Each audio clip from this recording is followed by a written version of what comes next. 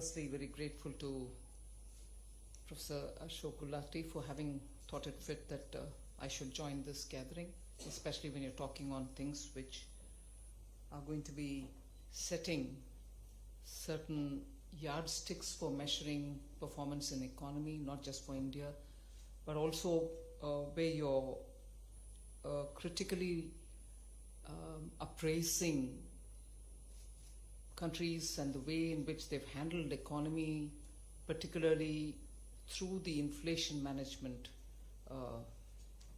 prism. So it gives me great honor to be here, and I feel very humbled to be standing in front of all great scholars. And I personally do remember that one instance very long ago when I was a member of the National Commission for Women, and the commission was looking at gender budgeting. And for some reason that the chairperson then had thought I should be working on it as a member. It is a practice in the commissions that they assign the members with some tasks, and gender budgeting, from among the many other things which were assigned to me, was one of the things. I had the rest of the commission also cooperating with me. And in that context, I don't know if Professor Shankaracharya remembers, I had gone and seen him to take his advice. And since then, occasionally, at least whenever I've had the opportunity to benefit from his advice, I've valued every bit of it. So today, to be again in front of him, also Rakesh Mohanji, it's not going to be easy for me. It's as good as my first day in JNU, and take me for all the errors and omission commissions that I might post before you. I still remain a student of economics. But what probably can be drawn from the things that I say here would be like a process documentation of what has happened to the Ministry of Finance for the last 2-3 years, more than me formulating anything before this August gathering. I was very much in alignment with Deepak Mishra talking about how the world has faced situation, and also Ashok Gulati, with whom 1 or 2 times before and during the pandemic also I've had an occasion to talk about the performance of Indian agriculture and the policies which have to be kept in alignment so that it enables rather than restricts agriculture sector. I start with saying, I think the days that we are living in today, particularly post the pandemic, are so different from the days of immediately after the Great Depression. So if there is a mindset somewhere which tells us handling inflation will have to be very similar to the way in which inflation was handled then, because the formulations have evolved from there, I think the evolution of handling inflation has evolved drastically differently in the last 4-5 years. So till before, let us say, the COVID, if still some shades of that principle of handling inflation in a particular fashion pervaded our policy making, I like to place it on record here that COVID, during COVID, and immediately after COVID and till today, handling inflation has become only a subset of handling the economy. That over dominant control inflation so you'll be able to control everything else as a fallout is no longer, if I can say it with a bit of a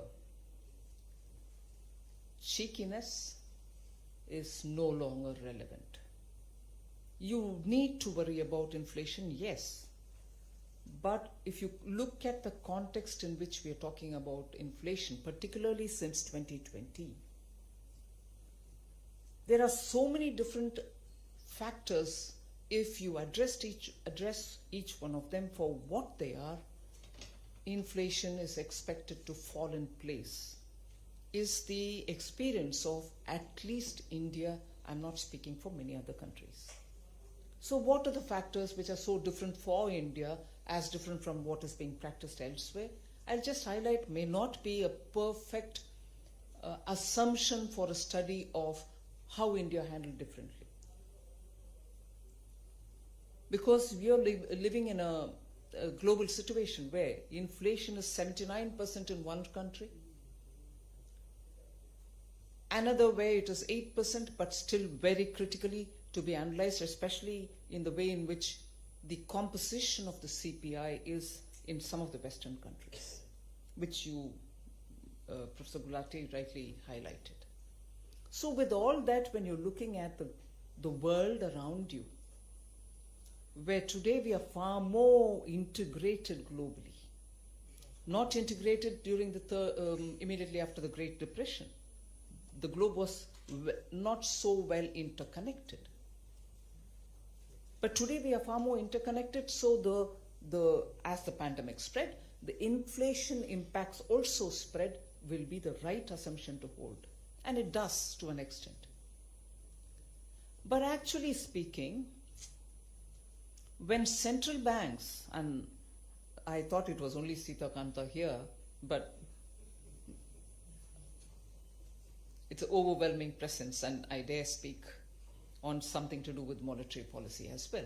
So when the central banks are deciding in a synchronized fashion to handle inflation, monetary policy is their domain, they will do it, I leave it there, but when they're acting in synchrony, it pleases the economists to know that yes, this synchrony is what is required and therefore it's right, let it go on like that, that's the solution. Or that will bring the solution. Immediately for me the question is, synchrony was there, synchrony continues, synchrony is to continue as per theory, then why would some country which is well in that network have a 79%?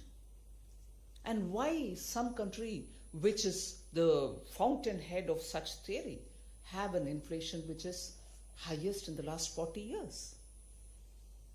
And why would other members of that clique of nations, I'm using the word clique with responsibility, and it's not left-handed at all, because in India we use cliques with a bit of a... So countries belonging to that clique are also an 8-9%. Germany 9% is as good as Turkey's 70%. It pinches, it hurts, and solutions there, therefore, by the theory will go through only the interest rate route. So why is India different, and why we are talking about it? Even in this interconnected world, even when the interconnectivity is far more pronounced nowadays, Indian economy has, for other reasons, kept managing inflation as not merely a monetary exercise. Partly what explains that is what Professor Gulati said a minute ago. If the global disruptions because of supply chain and other things are bothering every economy today, inclusive of us, purely what is endemic, purely what is within India is the monsoon and the vagaries of monsoon, which has always kept us on our toes about supply chains, and which have kept us on our toes on the supply chain related. What supply chain? I've been saying, and I'm saying, you'll surely point out to me, what supply chain? You're saying India earlier was not so interconnected globally. The depth to which our economy was connected was not at all as much as it was for the other countries. And since after 91 too, the interlinkages took their own steady time, and probably we are far more connected now. So what lessons am I deriving from earlier when we were not connected? That's a lesson which has helped us even today. And that lesson is the one which comes out of the monsoon vagaries, the climate vagaries, not as a result of the climate change which is happening in a far more pronounced way now, but India has had several agroclimatic zones, each one suffering or benefiting from the changes which happen because of good monsoon, poor monsoon, or excessive monsoon. So our supply chain, especially when your CPI is 45% with food, is so dependent on the basic agro products, perishable products, which are so required for the bulk of the population, which has to have it at a certain price or below it. So the affordability point has always worried Indian policy makers, and the inflation obsession was only to manage those perishable goods from the supply chain point of view to make sure the poor don't suffer because of either shortage, and therefore as a result of that shortage a spike in the price. So governments have always spent a lot of time making sure onions are available, tomatoes are available, potatoes are available adequately, so that the poor who depend on this, because don't they depend on cereals? Yes, they do, but that is anyway given through the PDS. So you're managing the food supply for the bulk of the population in a country which still has a huge diversity in the income, or the disparity in income. So inflation management from this kind of a perspective has always guided India, and you're consistently, and in fact I would say probably the system has been evolving and given itself some kind of a framework which operates each time. And I wouldn't say comfortable framework, but a framework nevertheless, so that you know what happens when monsoon fails, in some districts where crops suffer, in some other districts where there is excess crop, and also this test which happens from policy makers, the balancing that you're expected to do. Because you have a vocal urban population, a vocal middle class, even if they are not in urban areas, which constantly pillory governments, and probably rightly so, for making food grains or perishable edibles or even basic essentials, which even can be under the FMCG, beyond their purchasing capacity or beyond the price at which they are comfortable with. So that pillaring happens. Equally, at the very same time, the concern that the farmer should get the right rate for his products. So you're looking at India for every agroclimatic zone for the products which come out of there, adding to the larger national pool, and equally therefore making sure the farmer gets his due when he should. And when the farmer gets his due, it shouldn't spike the price for the consumer. So the Indian policymaker, much before the global disruptions happened, much before the deep global interlinkages happened, much before the war happened in Ukraine, much before the COVID, had gone through this drill year after year after year. So you knew these kind of disruptions are the ones which you have to be ready to face. So you create a buffer stock. You make sure there is an MSP. You also make sure that the storage capacity for perishable are in situ, at the same time appropriate for each of the crops. On all these measures, the government has been working absolutely one after the Atmanirbhar announcements in the midst of the pandemic. Also gave focus to creating capacities in villages. And there, the capacities are not being parachuted there. Local capacities are being created with local farmer FPOs, with NABARD going there and giving money, and making sure even organization like the Baba Atomic Research Center is brought in to do something as regards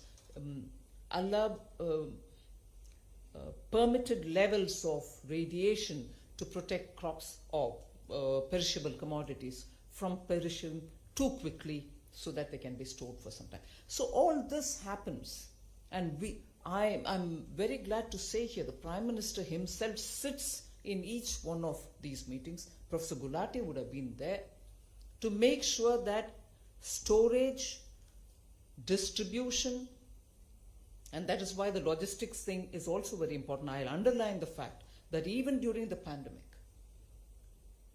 farmer trains were brought in so that commodities, agricultural produces which are grown very well in some products, some regions, are transported very well quickly before perishing at affordable rates.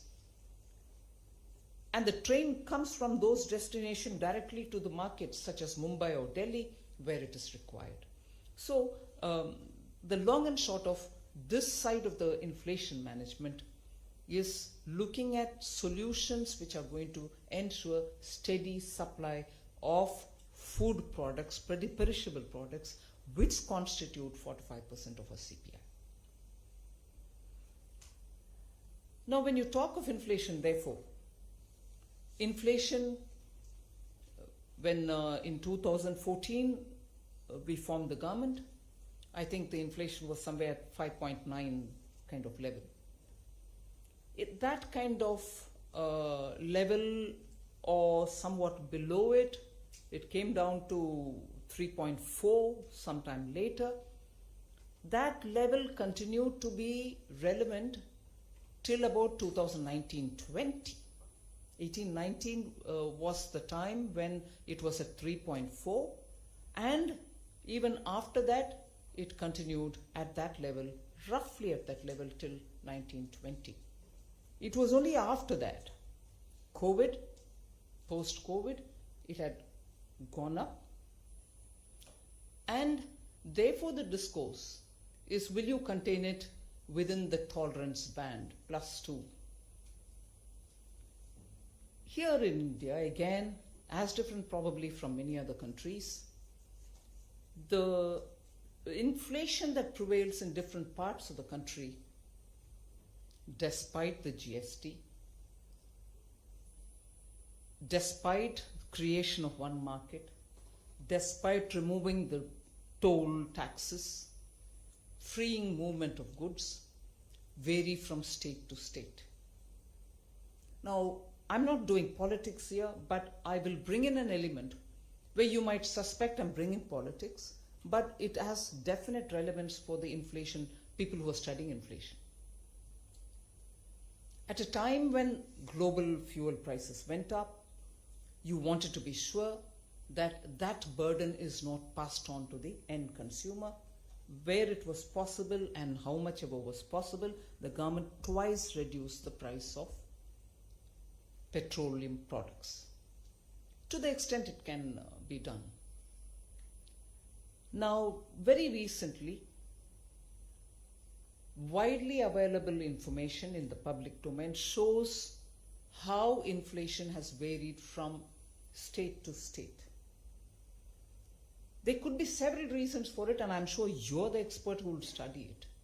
But the fact remains, and I find coincidentally, and I'm being careful here, coincidentally, inflation being higher than the national level inflation in states which have not reduced the fuel price. You might think I'm stating the obvious, but it establishes the fact that the movement of food grains and food related items actually has a bearing on the price of such items, which again, I repeat, constitute a bulk of our CPI. Now, if states and their inflation will also have to be attributed to the government of India, we'll have to have a way in which we work together to handle inflationary matters with center and state cooperating. Just as today there are a lot of discussions about devolution of taxable revenues. So based on the Finance Commission's criteria, you distribute, and even on that there is a lot of discussion saying it is not fair. The formulation is not fair to some of the states which contribute a lot more to the revenue kitty. Similarly, there are, I would suggest, enough justification to have this understanding of how states also manage handling their inflation. It cannot be that the inflation is handled only by the center, and when states don't take enough steps, that part of India suffers for want of a relief from the stress of inflation. The exogenous factors affect both center and state, and that is where I draw your attention to the fact that if I've elaborated so much on the food, supply of food grains, perishable goods, I also draw your attention to the fact that India's medium and small industries, micro, medium, small industries, and their raw materials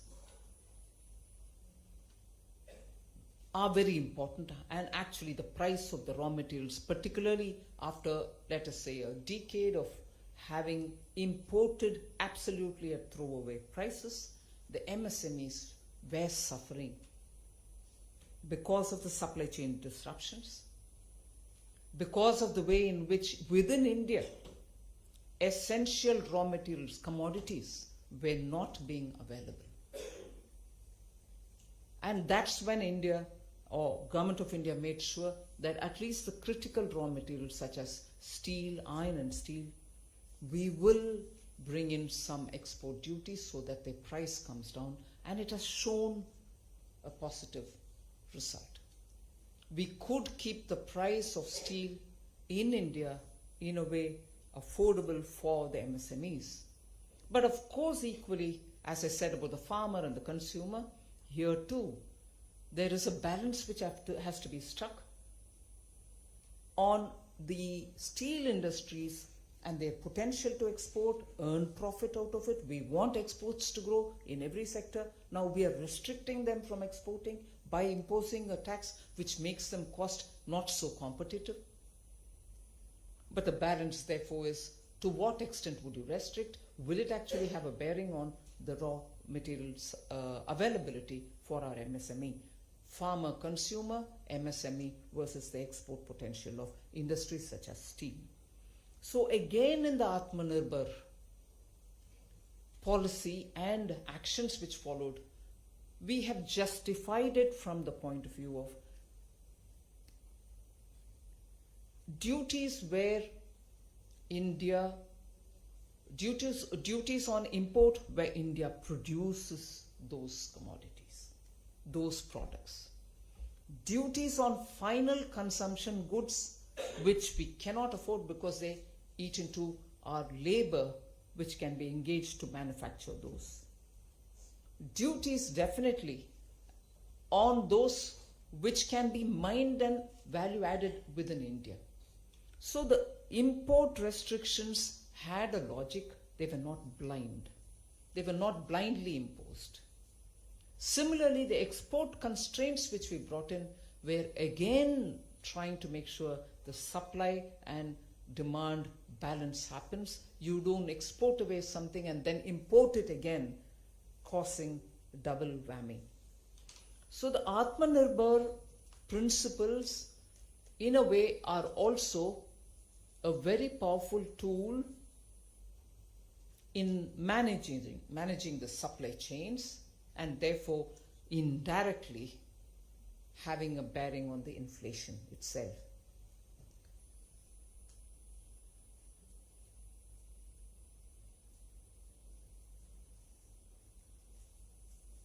I did clearly say that the monetary policy and its focus on inflation control has been very sacrosanct, has been going through decades, evolving through decades. And at one point in time, we thought that is the solution for containing inflation. I say it with a certain sense of responsibility. Yes, it is one of the tools. But sometimes, like for instance in India, leave the policymakers, if you were to talk to people who are on the ground, who are actually the stakeholders of the Indian economy, they would say, particularly in a situation where we are in now, where economic growth will have to be unfettered. The IMF might periodically bring down growth, global growth, because of the way in which the war has affected them, the way in which the Russian supply of fuel, gas is hitting European countries. The monetary policy has its space. Before I come back to that, I would want to add one more. I did talk about the perishable consumer versus farmer. I did talk about the MSME for the raw material with the steel as an example. I want to bring in one more example, again, that which we have consciously done in the last, let us say, 8-9 months, and drawn from the experience of last 2 years. India imports more than 80-85% of all its crude. We have oil wells in the Godavari basin. We have in Barmer. We have a lot of natural gas also being explored. But we import more than substantial amount of crude. There was a time, of course, in 2020 when the prices of global crude went down remarkably. And using that as an example, there are still arguments against our government's decision, saying at that time too you didn't give the advantage of cutting down the price for the end consumer. You kept the tax at a certain level, and even today very adolescent, like amateurish allegations are leveled against the government, saying, oh, you collected so much. If it were to be parliament now, I would say collected and kept where? But I know I'm not in the parliament. But collected. Collected for what? And how did the capital expenditure of this government perform between 19 to today? Please have a look. The data is before you. Every budget we present the documents to show how budget was utilized department-wise. So yes, when the price went down significantly, immediately we didn't give it to the end consumer to say you pay 1 rupee, because it was almost like coming to pay nothing. It was going into the negative terrain. The government, of course, at that time immediately made sure that the strategic reserves were filled up, brought in fuel, and made sure that infrastructure expenditure would be given a revving up. Infrastructure expenditure has been very high from 20 and had a 34% annual growth each year. This year having reached about 7.5 lakh crores. These are not possible without the government taking advantage of some of the global developments. And if I say taking advantage, it is not taking advantage to support my family or somebody else's family. The kitty with which you're able to spend on infrastructure. And why am I making spending on infrastructure so very important when we're talking about inflation? Asset addition, building of assets, is one very noble objective which all of you all will agree. But equally, when money reaches in situ, when you're creating these assets for the people who are working there, it gives money in their hands. And both short-term and long-term put together, short-term and medium-term put together, the multiplier is somewhere in the range of 2 rupee 45 paisa for every rupee spent. Whereas if I were to not spend on infrastructure and give it directly in the hands of the people, my multiplier is less than a rupee, 0.99.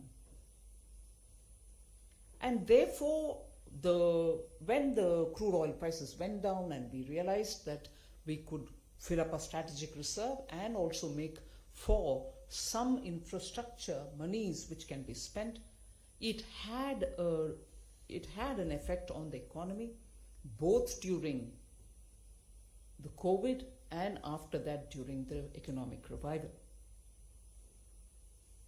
The Agri Infrastructure Fund, which was part of that cess which was the excise duty that was being collected, has come off handy. Today we are able to give every APMC up to 2 crores of rupees each to improve your infrastructure. And really 1 lakh crore has been allocated for that purpose. Any number of APMCs can apply, they will get it. Is that possible without government raising revenue? Where does this money go? This is where it goes. How does that help inflation? When your infrastructure in the ground is improved, the same farmer is able to find better market access, and with that market access he earns more for himself because the product goes where the price is right for him. So that phase of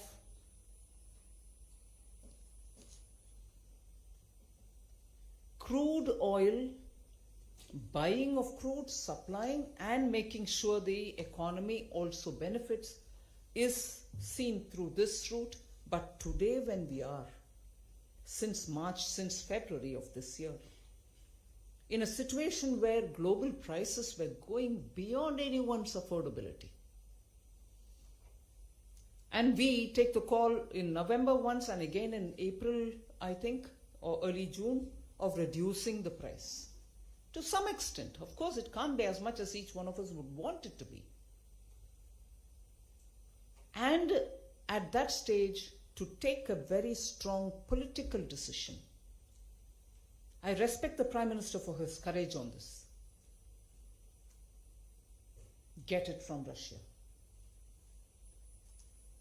Get it from Russia because they are willing to give you at discount. And how speedily did we ramp it up? Where we were otherwise, our entire import otherwise had only 2% or probably sometimes even lesser than 2% of Russian component into our crude basket. It was ramped up to almost 12 to 13%. All within a couple of months that we are talking about. And why? Why do we need to? Yes, we've cut down the price somewhat. But can it be further strengthened? Can the burden on the Indian exchequer for having to import that much more, at that much more price, can it be handled with a lot more sense of prudence? Will there be a political implication on it? Will there be a political fallout because of that? And that's where I give credit to the statesmanship of the Prime Minister to make sure globally that we did keep our relationship with all countries, but yet managed to get the Russian fuel, which is what Japan is doing today, which is what probably Italy and some other countries are doing. So sanctions, wherever they are sanctions, but countries are finding their own way to get that very Russian fuel, Russian gas. That also is a part of the inflation management.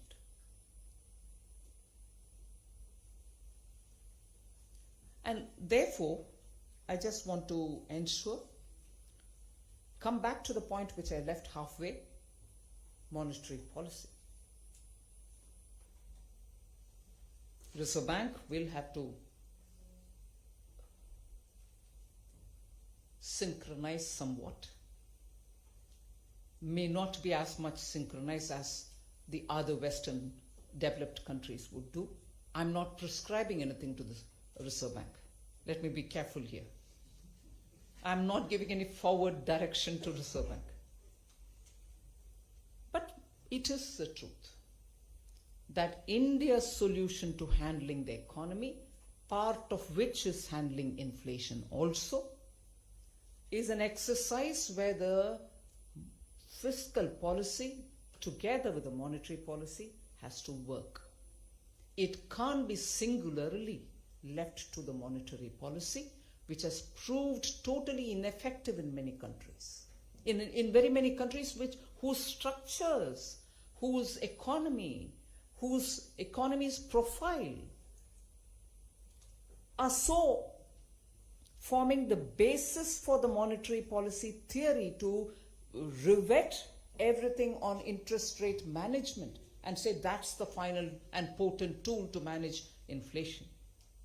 Economies are designed, economies are there, and the policy is designed in such a way that the monetary policy and the interest rate management is the only tool to handle inflation through the interest rate management. But no, I would say India's inflation management, the word taming inflation, or the word keeping it within the tolerance limit, is an exercise of so many different activities, majority of which is outside of the monetary policy, given in today's circumstances. There could have been a time when people would have thought this is sacrilegious for the finance minister of a country to say that. But my experience says, if you're able to equally attend to so many other factors, in which I give credit to all governments earlier, because they also kept evolving the way in which the supply side can be managed, being very sure of how the bulk of our population get all the necessary goods at an affordable price. Trade policy, of course, you referred to it, Professor Gulati, plays a very important role. But even there, it can only go that far and not beyond. Because a consistent performance in exports is what gets you revenue. We saw very enthusiastic and energetic revival of our exports. It'll be the concern and the duty of the government to make sure that energetic, that robust performance of export sector are kept alive. Export spanning over several sectors is kept alive. But I think India would definitely do well for itself if its agriculture is very well managed. Even today, in spite of all the various reports that I find, India stopped its export of wheat, which it's opened generously. No, we still are exporting wheat through the World Food Program, which is a structured way of sending, and not probably sending it to countries which are re-exporting from wherever they are doing. So the export continue, which means there is potential for Indian agriculture to feed our own people and also feed the world, if only we manage it very well. And there again, the balance is you want the maximum potential of agriculture, at the same time maximum reward for that farmer who faces the situation. So I would say good management of the economy, ensuring the supply side constraints don't burden the economy, but yet do not too much regulate it. Timely and periodic response to the developments in the ground. Making sure that raw materials, our obsession sometimes, and right obsession, I'm not faulting there, obsession sometimes is to focus only on the perishable goods, but the focus will also have to be to support in terms of the input prices for small and medium industries, input costs for the agriculture, all of which also add to the burden of inflation. But even more, India's logistics has got to be fixed. More efficient production also becomes for the end consumer a costly item to be purchased, purely because you're spending too much time on the road or on the ship or on the train, and also spending too much for it. We need to have a comprehensive solution for the logistics addition to the cost of either agriculture or other products. And that is where I think the Gati Shakti, if implemented from now in a far more comprehensive way and taking it down to the granular level, would give us some kind of a relief. Make logistics not a menace that it is today. So with all this, I would think India's experience in handling inflation depends so much on so many different factors. the central bank, its instruments, its interest rate management form a very critical part of it, but it cannot be the one and only one. And in the recent couple of years, the way in which government has managed it answers the question which was raised by Deepak Sharma.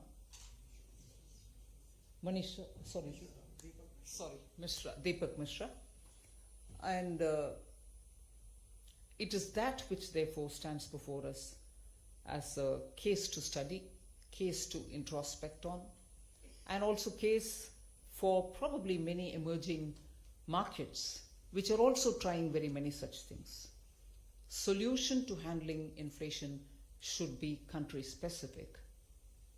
Although the problems which add to the problem of inflation are not country specific. It comes across from various different parts of the globe, commodities.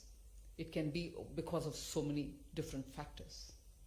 But the solution has to be unique to each country. And I think India's experience in the last decade or two, but more specifically in the last few years, is a case for each one of you to study and give us more input so that the policymakers can be comfortably doing the right things at the right time.